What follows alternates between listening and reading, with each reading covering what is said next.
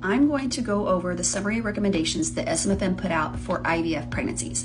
So if you are currently pregnant with an IVF pregnancy or undergoing IVF, here are the things that you should know.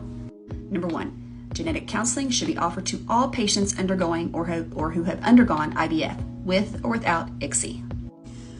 Regardless of whether the embryos have been PGT tested, all patients who have achieved pregnancy with IVF should be offered the options of prenatal genetic screening and diagnostic testing in pregnancy. So if you've had PGT tested embryos, you should still have that screening in pregnancy. Number 3, a detailed obstetrical ultrasound exam should be performed for pregnancies achieved with IVF and ICSI. Number 4, fetal echo or echocardiography, which is another type of ultrasound on the fetus, should be offered to all patients with pregnancies achieved with IVF and ICSI. Number 5, a careful exam of the placental location, placental shape, and cord insertion site should be performed at the time of the detailed fetal anatomy ultrasound, including evaluation for vasopredia.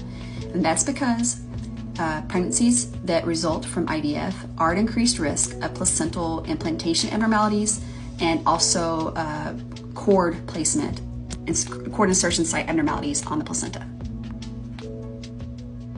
Number 5, although visualization of the cervix at 18 to 22 weeks with either transabdominal or transvaginal approach is recommended, serial cervical length assessments as a routine practice for pregnancies achieved with IVF is not recommended. So that means getting serial cervical length measurements solely for the indication of IVF pregnancy is not recommended.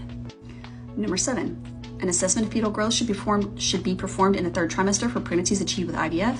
However, serial growth ultrasounds, like every 3 to 4 weeks, are not recommended only because of IVF. If there are other reasons to do growth scans every 3 to 4 weeks, that's fine, but don't do it just because it's an IVF pregnancy. Number 8, low-dose aspirin for patients with pregnancies achieved via IVF as the sole indication for preeclampsia prophylaxis is not recommended. However, if one or more additional risk factors are present, low-dose aspirin is recommended. So an IVF pregnancy is considered a moderate risk factor. So you need 2 or more. So if the only risk factor you have for preeclampsia is an IVF pregnancy, you don't need like low-dose aspirin. However, if you have an IVF pregnancy and another risk factor, then you do. Next, given the increased risk for stillbirth, weekly antenatal fetal surveillance beginning at 36 weeks and 0 days of gestation for pregnancies achieved with IVF is recommended. Antenatal fetal surveillance would typically mean something like NSTs. And then finally, shared decision-making between patients and healthcare providers when considering induction of labor at 39 weeks of gestation is recommended.